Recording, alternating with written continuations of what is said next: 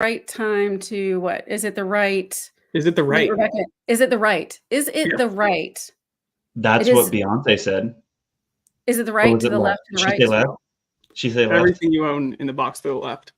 Yes. Ah, I think Beyonce would want our home buyer guide. Yes. Yes. Do you want to hype up the home buyer guide? Because it's sick. Yes. Hype up the home buyer guide. Go. this just in. It's lit. It's lit. Fabulous. What is it? 15 pages? It's like 15 pages Yeah. of. We got like 12 action items on there for y'all to help y'all learn how to buy a house. It's got the full kind of loan and home buying process in there. It honestly, we made it so that when y'all download this and then call us for a loan, we don't have to answer any questions. So That is was not really- true. Nate is very dry humor, and please understand that he does not reflect my brand. I love your calls. No. But yeah, seriously. So the home buyer guide that's linked here just has kind of like all the best stuff, good overview. But let's go ahead and get into it from standpoint of is it the right time to buy? So from the standpoint of is it the right time to buy? I think Nate, you had a good, you just kind of have a good take on it that it's not necessarily a bad market, but it's more what is right for somebody. So why don't you kind of start there? So, I mean, we always say that personal finance is personal. And I can't think of many things that are more personal finance-ish than buying a home. Maybe like retiring, like saving for retirement, maybe. I don't know, like investing. But buying a home or even real estate in general, or especially like your first home, that is going to be a personal decision. And the timing of that is going to depend on who the person is and what your financial status looks like, what your job status looks like. We'll get into a little bit more of that a little bit later. But, I bought my first home when I think was 23, and I've got friends that they are just now buying their first home. And I'm only 29 now, though. So it's only no. So I'm 36. So they are buying their first home 13 years later, and there's nothing wrong with that. They just they had a different. They either went to grad school or they didn't get the job that I got. They didn't save up the money. They were in a different market. Like there's so many factors that go into it. So right. Ultimately, when you hear a lot of commentary, whether it be from the media or from your uncle that did mortgages back in 1994, the decision to buy a home is going to come down to your personal situation. It's never just like, oh, it's a good time to buy, because that's going to be different for everybody. Well, I mean, if you think back to like when rates were crazy low, right? Because people are like, oh, I want to wait to buy a house until rates are lower, which we can also talk about why that's a potentially flawed strategy. But when rates were so crazy low, like, yes, you could get a great low rate on your mortgage, but you were, literally homes being bought sight unseen, waiving inspections.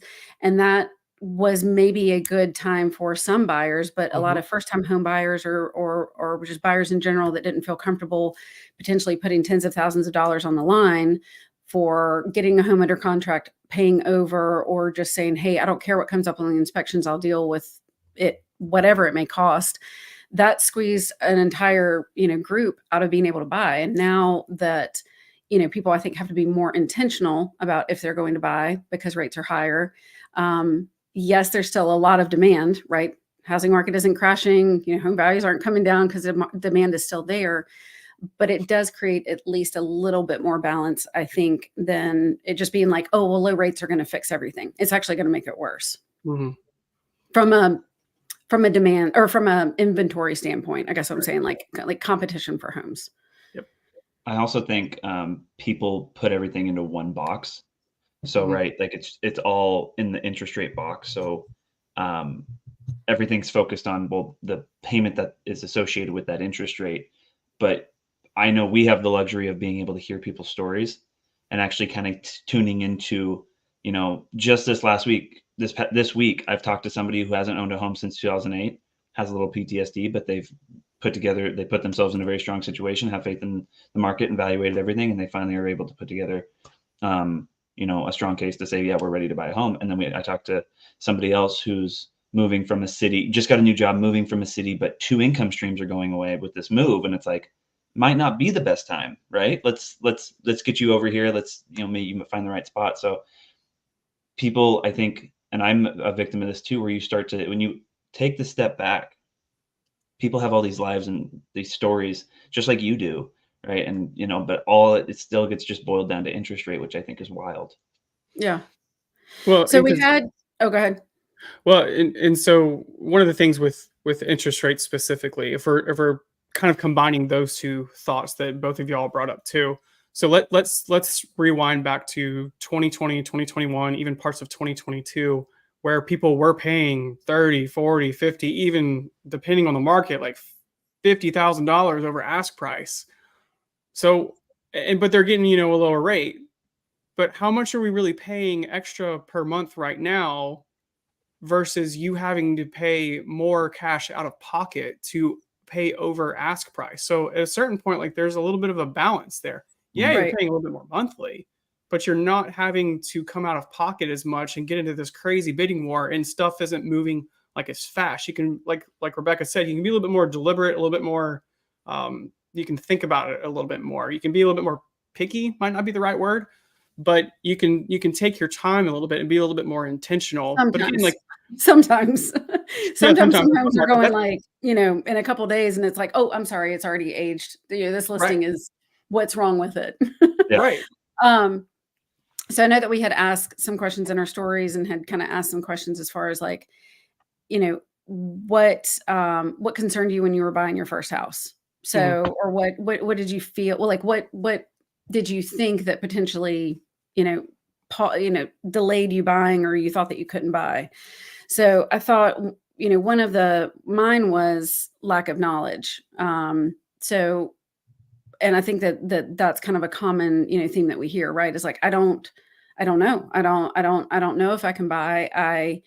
I just assume that I can't buy because I don't have 20% down, or I assume that I can't buy because I don't have a 760 credit score, or I had a bankruptcy, or I'm on fixed income, even, and all those kind of things make sense, right? Because that's the reason that we have a job, is to understand all these like guidelines and rules and take those mixed up, kind of facts and details from somebody and put them in order and come up with a plan. So which is why we're here. So that kind of speaks to the lack of knowledge. But what were some of the other responses that y'all got as far as, roadblocks for people? I wanted to rewind back to when you bought your first home. Do you remember if theoretically, like, would have been labeled a buyer's market or a seller's market when you bought? I think it was. I feel like it's probably hard to say on a national level. My memory fails me. But because we were buying in a military town, it's just, it's kind of this, there's always, people are always moving. So it always stays a very fluid market. So it kind of isn't fair to base it off of that. I do remember that we were able to move into the house before we closed, which blows my mind now. But yeah, I think it was kind of a odd situation. Well, and even when you're explaining that market and close to a military base, that is another like caveat. So that market is behaving differently than maybe even 100 miles from there. So it's hard to making these big blanket statements. That's one thing that is a big pet peeve of all of ours, really, is making a big blanket financial statement and you taking that big blanket financial statement and then planning your life off of it. Well, just because something is happening over here for someone that you don't really know their situation, you're now basing your life and some decisions based on circumstances that could be completely different than what you've got going on. So taking that blanket advice, like we want to make sure that you're getting educated and also pairing up with people like us that are here not only to educate you, but also kind of lead you through that process and help you come up with a plan and a decision that is best for you. Yeah. So one of the other objections, we'll call it, or hesitations to buying your first home was you were afraid of everything was going to break. And that's another one that we hear a lot. It's kind of easy when you're a renter, so to speak, because if something breaks, you call your landlord or your property manager or whatever it is. Mhm. And I think one of the things that helped, I know that that was one of my hesitations. One of the things that helped ease that is, well, I'm getting an inspection. So investing in some inspections up front and really doing your due diligence up front can help take some of that anxiety away and some of that unknown away. Now, you are going to have to spend money on those inspections, but that's money well spent because it could save you thousands and Mhm. avoid some kind of money pit or even just a headache later. But between that and, home warranty, um, that kind of set my mind at ease personally. But that's another very common objection that we get is we're scared everything's going to break, and it's nice right now because it feels like the landlord can just take care of it for us. Right, which is I mean, when you buy a home, you do I mean, in general, right, you wanna make sure that you have some people call it an emergency fund, some people call it, a sinking fund, whatever it is. Yeah, I mean, if something happens, you are gonna want to have money to repair it because maybe it makes sense to do the home warranty claim, maybe it doesn't. Different topic for a different day.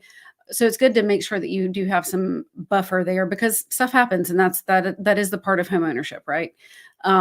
But like you said, the inspection, at least you're not going into things blind because when Mhm. you close, primarily whatever is going on with that house is now yours to deal with. So at least you want to make sure that you're aware of what you're going into, because some sellers are or are not willing to make repairs, but at least you know. And then the home warranty can help a lot. What about you, Kaden? I mean, when it comes to the everything breaking, Oh, just in general, like, yeah. any hurdles or hesitations, the feedback that you got as far as not being able to buy or not knowing if it was Um, the right time to buy? I always like to pull from my own stories because it's like I know it so well, and I don't want to like accidentally speak for someone else's. But like just thinking of mine, we always knew we wanted to buy a home, and I think my feeling is probably very similar to everyone else. Stability. Like we Mhm. didn't even think about it. Like we were completely happy renting for 2 years in a small apartment just because we're not stable. We're not ready to do that. And then once Sure. I kind of got into my first stable job, and Kelsey had her thing going on, that we were like, I think this is the time, right? We always knew like this is what we want to do. Yeah, We didn't care about market. And to that point, like because we didn't care about market, we stumbled into the best time to buy in darn near ever, right before COVID. Um, yay. yeah, but like if you, yeah, so solely worried about one thing and it ended up being just the right time in general for us. But I mean, you hear several things. I think it very much is related to job. I've had people back out of the home search because they heard something might happen at work. Totally understand that. This is what this is all based off of, your employment, your income. So uh, I think the ones I've seen the most are related to employment and income.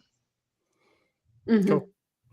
So those are some common objections and hesitations. So we wanted to do that just so that we wanted y'all to know that like you weren't alone. Like some of these Oh, yeah. hesitations and objections that you have, they're not uncommon. And eventually, and I think Caden's got a good video coming out on this a little bit later. I don't know if you've posted this already. The one that you just showed us. You haven't posted that. No, Okay. no, He's the got a good leak. video. Now Yeah, he's no, gonna have I just to leaked because it. you Yeah. Now yes, we're posting it. you have told the American public that, Kaden is dropping a video this afternoon, so it's happening. So Tune in for okay, that. so I'll change my posting schedule. It's going live today, for everyone. Stay tuned. But No, but I mean, talk about it a little bit. Like, was that just based off of um, a specific, like, kind of sort of a way that a specific conversation went, or is it more just kind of how conversations are going, like kind of how a lot of sort of the mindset that people are starting calls with you? I just honestly, the things that come up in my head, there's no rhyme or reason. It's a dark, scary place. Um, I think most of my videos are a culmination of things, and then I Yeah. like make it dramatic. Um, but it's just, No. it's yeah, oh yeah. I'm one for drama. Thank you. Hello. Um, but no, it's ultimately it'll be about just making light of a heavy conversation of interest rates right now, Yeah. and kind of cutting to the point of it all, but just with some humor. But yeah, I mean, going back to what we've talked about, interest rate is a big deterrent right now. Mhm. But if you look at it blindly, it will always be a deterrent. If you do your homework and talk to the right people, you're going to get a little bit more context to this all. And the thing I wish I could just bury into someone's head right now is like, there is a way to get the interest rate you want that you'll get next year now. And it's like, but you have to like be able to, you have to put yourself in the situation to do so and at least try. And I think a lot of people are scared to hear the word no, even if they're writing an offer and it is rejected, they're scared to even try.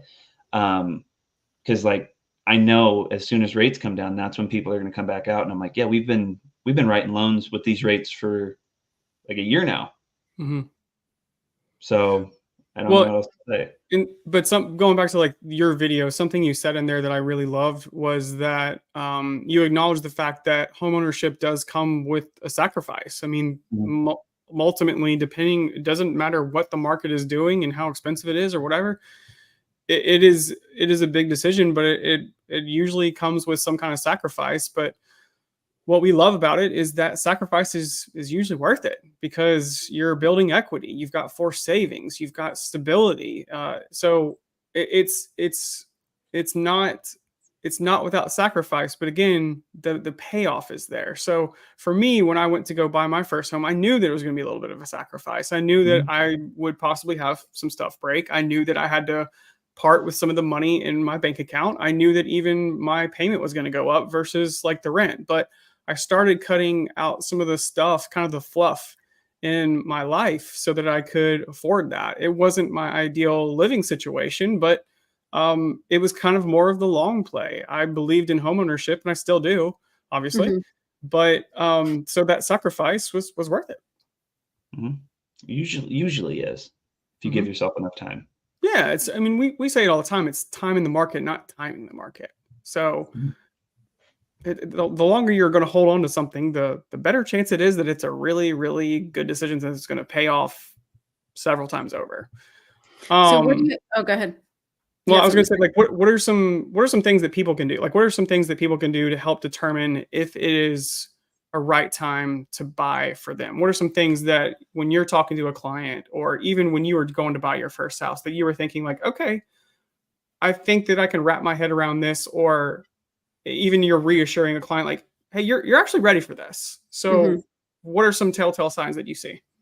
So first of all, I was about to ask you the same thing. So get out of my brain. Jinx.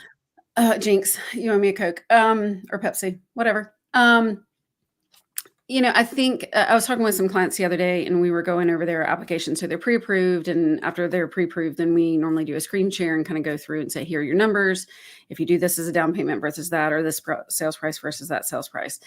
And they were just like, okay, because what they were doing, although they weren't first-time home buyers, but this does relate, but they were, for the first time, they were really starting to build up their rental portfolio. So they wanted to purchase a new primary home and keep their current home, which I helped them buy. So it was cool to like see everything like moving to this next stage for them. Yeah. But they're turning that into a rental, right? So it's kind of that, it's hard to think if you haven't even bought your first home, like having multiple homes, but that's a great strategy to build up a real estate portfolio. But they were like, okay, we think that we're ready. But this is scary because we haven't done this before. And we just really want, somebody's objective opinion, not can we qualify, but essentially like, are we pushing our budget? Are we putting ourselves in a bad position and all this kind of stuff? So we're going through their file and I was just saying, okay, here are the couple things that like I look at to tell me that, on my side, ultimately, your budget, but on my side, this looks great. And a lot of that was the debt to income ratios for their mortgage payment and then their overall debt and the mortgage payment. So what that is your mortgage payment divided by your gross income, your before tax income, and what that ratio, what that number is. And then also doing that same calculation, but then adding in monthly debts like car payments, student loans, credit card, minimum payments, all that kind of stuff. And different loan programs have different maximum debt to income ratios for different reasons. Again, different topic for a different day. But in general, when we're looking at those numbers and seeing a housing payment that's under, roughly 30% of their gross income, that's reasonable. I mean, it can be tough to make that work in this market because of how home prices have gone up and because of rates. so we really have to lead from the standpoint of, your budget, what can you afford? And then Mhm. let's get as close to that as possible to make sure that we're protecting your budget versus necessarily the max that you can qualify for. But I think that that gave them a lot of peace because I was like, look, we're looking at all these numbers. These are very conservative. You've got great credit. Everything is a yes. So I'm not seeing any red flags. And ultimately, if you're comfortable with it, you're good to go. But that's something that, you also kind of have to feel like you're right. I'm taking this big step forward. So that's typically a good indicator. What about you, Kaden? Because I work with a lot of people that are buying their first home. So it's like, how will I know I'm ready? Mhm. I don't know how many people actually take this advice because it is, I think, hard to do it, but just start making that estimated mortgage payment. So whatever the Mhm. difference is between your rent, like you have a housing payment already. So make that difference in payment. And, for me, when I first started buying, it was an $800 difference that we were having to take on. And I'm kind of seeing that as, I think that's always going to kind of hold true, depending upon the markets, right? Depending on house prices and where you're buying. But I know kind of out West, like you're looking at $800 to $1,000 in an upgrade on payment. So if Mhm. you can start putting that away and you notice, hey, my life hasn't changed, or the sacrifices I've made to make this happen doesn't really affect me, you're probably ready. Yeah, I love that People are strategy. scared to do it though. So, Yeah. and But I and mean, I think that that is such a great way to it not just be like, okay, conceptually on paper, this is fine or whatever. It's like, okay, you literally get the chance to test run that in your budget and Mhm. then feel what it feels like, hopefully for a couple months, right? Yep. Because I mean, that's why we call this my last lease, right? You can have a conversation with a lender very early in the process of you thinking that you want to buy, a year out, 6 months out, stuff like that. Let's get some real numbers together. And then it gives you time to do that trial run with your budget. And when you do, then it's not just like you can see and it calculates and it computes and you can actually feel that it's going to be okay. And then that just makes you a lot more confident moving forward. Mhm. It's Well, tangible. and for me, I mean, I likened it to having kids. So for those of us who have had kids, one of the questions is like, um, how do you know when you're ready to have kids? And the answer is you don't. You never do. Um, My sister it told me, she was like, if you get like 75% of the way there, you're there. yeah, yeah. You're never truly ready. So at a certain point, like you just kind of jump in and you figure it out. And I've got 3 kids, so that's what we had to do. Um, You had to my figure out, decision. yeah, that's what we What? had to do. Yeah, Oh, totally. you're just saying that's what you had to figure out. You're like, we had to have 3 kids. No, no, no. We didn't have to have 3 kids. No, we that's what we had to do. Was I ready to have 3 kids? Probably not. No, but we figured it out. There's a lot of things in life that are like that. So it's very much like that. If you wait until you feel like you are truly ready, a lot of years are going to go by. Mhm. And in those years, you could have been building wealth along the way. So I hear the stories that Caden's talking about, and I love that strategy. Let's get this mortgage payment a test run first. And if you're specifically out on the West Coast, like if we're talking about $800 to $1,000 extra, that's a car payment right now. Mhm. So maybe you drive like a beater car for a while instead of a newer car. If it's still getting you to A to B, I'm not a car guy, so that's not important to me. But there Mhm. are things that a Somewhere lot of someone is people, screaming, like, they're like, yeah, "What?" right. And so like that's not like super important to me. So but again, like that's a personal thing. But that's just one example of like that's something you can probably cut out. You could probably buy a junky car and drive that around. I mean, I drove my last truck for 10 or 11 years, something like that. It was got me to A to B. It was fine. It might be cutting out cable. It might be not cable. I guess we all Jeez. stream now, right? Okay, Cable, boomer. huh? Well, Yeah. your and then your newspaper subscriptions and Oh, no. no, there's little bitty sacrifices that add up. Especially right now, I know that's really difficult because interest rates are high and values are high. So it is going to take more sacrifice than possibly when we bought our first home, just depending on the timing of that. So, but again, it's the value is still there because when you look up 5 to 6 years from now, and you see that loan balance going down, and you see the value going up, and you start looking around, and even if everything stayed stagnant or whatever, if you start looking around, you're like, oh, okay, I feel great because I'm home. I've got some stability here. You feel like you've planted roots, and that's more of like a mental kind of fuzzy ROI, but there's some value in that too. Michael Waden said junky car equals electric car in states like Texas, or an electric car that only takes 80 miles per charge. Everybody has a different definition of what they need for their budget and what they're willing to drive based off their needs. But whatever you got to do for your budget, sometimes that's what you got to do. I get it. Yeah. So do you have any kind of parting words, either of you, and then we'll give the people what they want, the home buyer guide? Well, I think it comes back, a lot of it, to that stability. There's got to be some kind of sense of stability, and that can be, okay, I've been on my job for a year or two, or the job that I'm in, I'm really good at, and I'm probably looking at a promotion. So, or it could be as simple as I've got my budget really dialed in. That's stability too. Or I've got a nice nest egg. That's stability. Or, I mean, let's be honest, like, I've got parents that I know that will help me out if I get into a jam. There's some stability there too. So having some kind of sense of stability that you can fall back on. If you're someone who's just starting a job and it's something with a lot of variable income, and you don't have a support system to fall back on, and you don't have much money in the bank, like, it may not be a good idea to start pushing your budget and upping your housing payment $800 or $1,000 if you've got a tight budget already. It might not be a good idea for you right now. But if you've got some kind of sense of stability somewhere, then it may be worth it. I mean, listen to your heart. That's what I'd say. Yeah. Listen to your heart. Yes. Got it. All right. So let me share this really quickly. We're going to hope that it works for me this time. All right.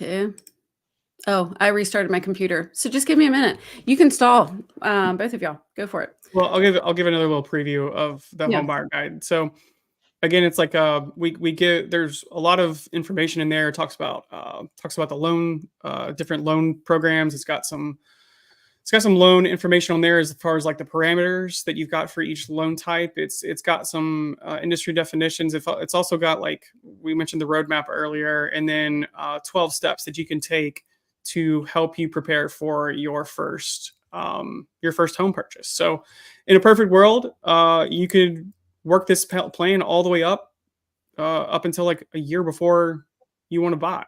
But I guess the one final parting shot that I've got, and this is worked into the plan as well, but especially right now, it's so important to talk to a lender very early in the process, because what we are seeing on our side is there's a lot of sticker shock, even with these interest rates, because you might go see a $400,000 or $500,000 house that you want to buy, and then when you start working the numbers, you've already fallen in love with the house. And then you start working the numbers, and you're like, wow, I can't make that work. Then it's just like all the air comes out of the balloon. So get that conversation done early. It's not the most fun part. Like, we know that we've got the boring side of the transaction, but it is the most important side of the transaction, in the sense that, like, we need to do some planning up front. So talk to a lender early, get that budget dialed in so that you can set the proper expectations, so that you know exactly what kind of home you can actually afford that fits your budget. I love it. Perfect. All right. Well, wait, what were we going to say? Mic drop. No, all good. Mic drop. Oh, I thought you said. Clearly, multitasking is not my talent. All right. Well, we will see y'all next month. Please chime in with any questions that you have, and we will see you then. Peace.